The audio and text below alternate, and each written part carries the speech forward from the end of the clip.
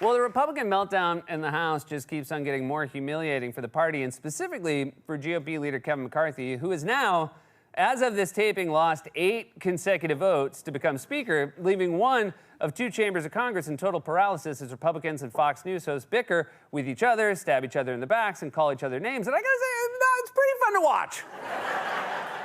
For more on this, it's time for a closer look. Let's just step back for a minute and remember all the predictions of what Republicans thought would happen this week. On the back of a massive midterm red wave, the GOP would sweep into power and anoint Kevin McCarthy as a forceful new Speaker of the House who would use the GOP's new position of strength to go on the offensive against Joe Biden and the Democrats. McCarthy even repeatedly made a very bizarre joke about wanting to hit Nancy Pelosi with the Speaker's gavel when she inevitably handed it over to him, although it didn't always make sense. Reporting about comments made by Minority Leader McCarthy about Nancy Pelosi during a Tennessee GOP dinner last night. Some pretty shocking audio that we're getting right now. Listen to this. I want you to watch Nancy Pelosi hand me that gavel.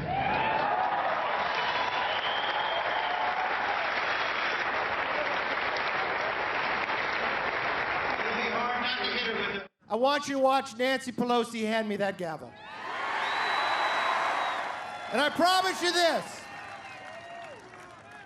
I won't bang her with it, but I'll bang the end to the socialism and yes to America.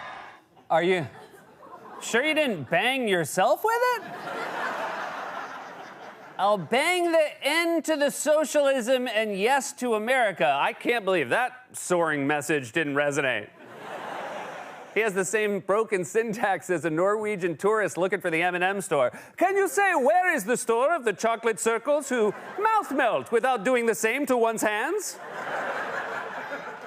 So McCarthy and the GOP were full of bravado about how they would seize the gavel in a show of Republican power and confront Joe Biden and the Democrats. Instead, we got this split screen, feuding Republicans in utter chaos on the House floor while Joe Biden was eating peach cobbler at a barbecue joint in Cincinnati.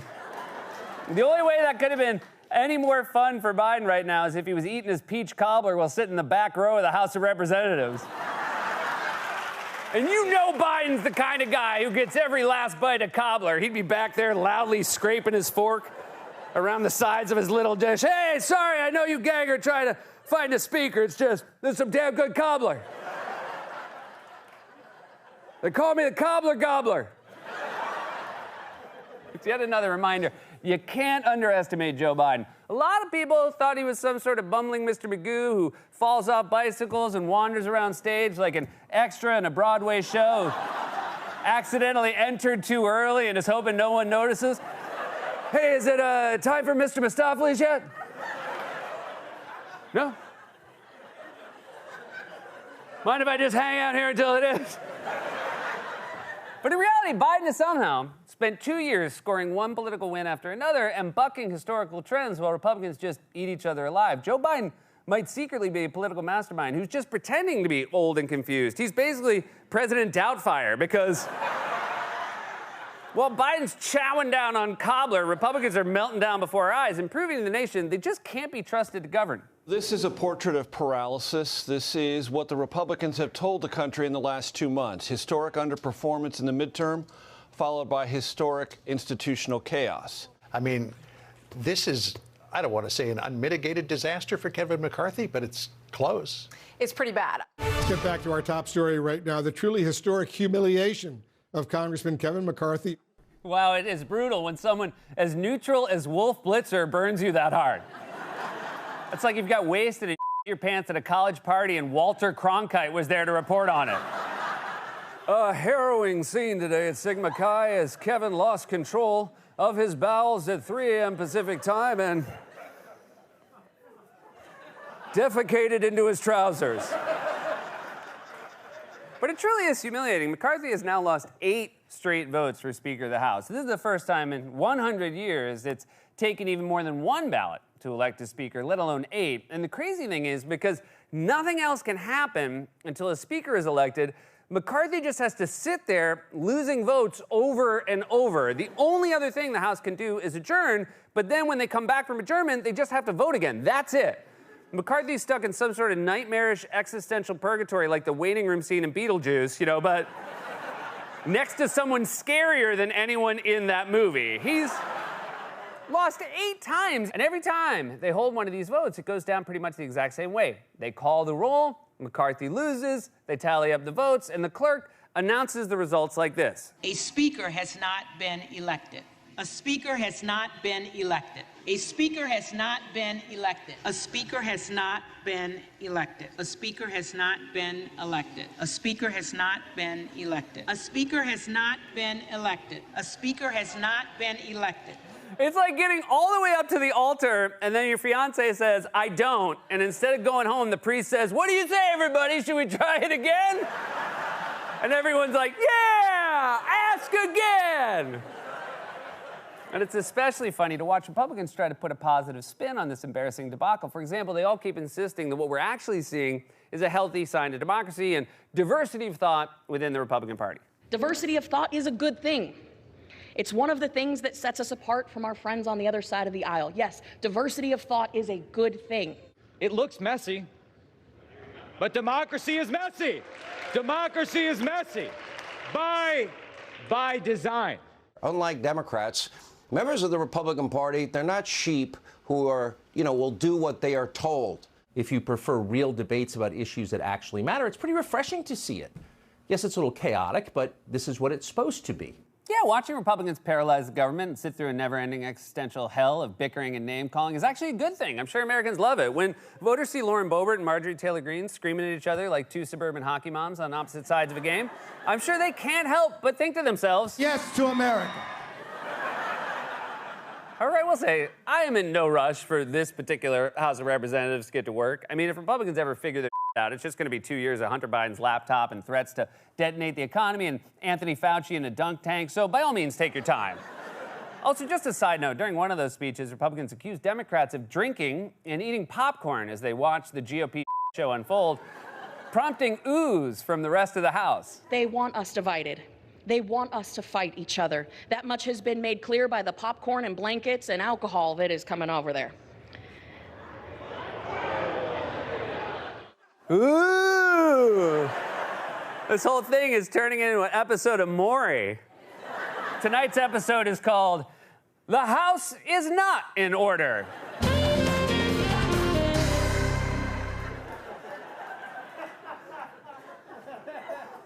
Now, you might be thinking it has to be against the rules to drink alcohol in the House of Representatives. And to be clear, I have no idea if that's what's happening. But regardless, it doesn't matter because until they elect a speaker, there are no rules. It's a free-for-all.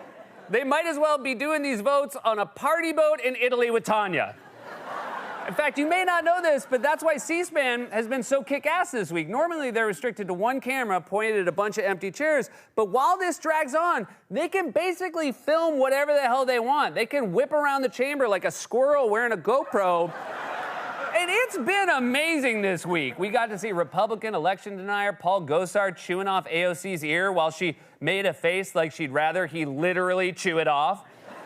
What Republicans are dealing with right now is the core problem of the modern GOP, a party that is fundamentally broken. This is the dynamic Trump exposed, but it also predated him. Republicans were happy to appease and even use the crazies in their party to gain power, but now the crazies are in power with them, and it's coming back to bite Republicans in the ass. It's like in high school when you got invited to a party one town over, but the only person you know who had a car was Weird Gary. You'd say, how bad can it be? He'll drive us to the party, and then we can ditch him. But then every time you start talking to a cute girl, Weird Gary would appear right next to you, breathing all heavy. He'd be like, hey, obsessed friend. Yes to America. Even Donald Trump can't seem to rein in any of these people. He's apparently called them repeatedly to lobby on behalf of McCarthy, but after a recent Trump phone call, right-wing Congressman Matt Gaetz, one of the leaders in the anti-McCarthy revolt, said, quote, it didn't move the needle. MAGA Republicans are even starting to turn around and give orders to Trump, like Colorado Congresswoman Lauren Boebert, who said on the House floor that instead of lobbying on McCarthy's behalf, Trump should call McCarthy and tell McCarthy to drop out, once again prompting some oohs from the chamber. Let's stop with the campaign smears and tactics to get people to turn against us, even having my favorite president call us and tell us we need to knock this off. I think it actually needs to be reversed. The president needs to tell Kevin McCarthy that Sir, you do not have the votes, and it's time to withdraw. And with that, I yield. Thank you. Woo! We're back with part 2 of tonight's episode, Burning Down the House.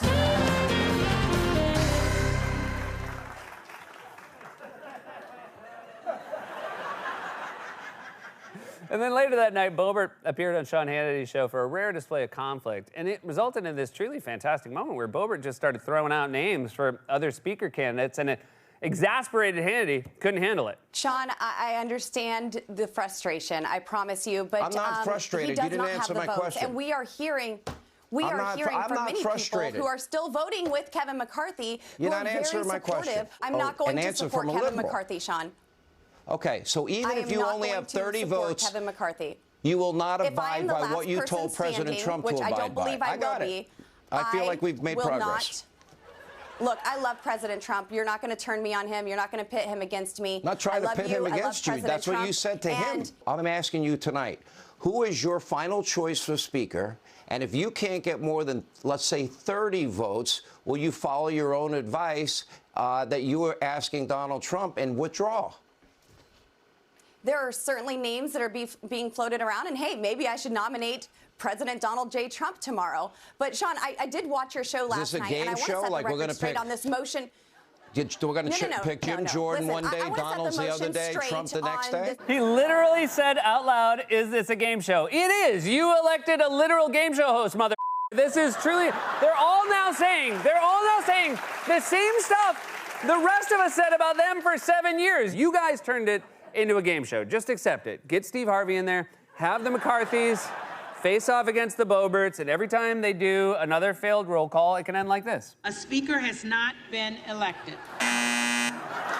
Well, I guess technically, but I hate piling on, but technically it would look like this. Republicans are finally getting their long overdue comeuppance. They invited this chaos because they thought it would help them gain power, and instead, they're the ones who are eating each other alive. They're proving over and over again to Americans that they're a broken party that is simply incapable of governing. For Kevin McCarthy, this was supposed to be a historic coronation, and instead, it's been a historic humiliation. This has been a closer look.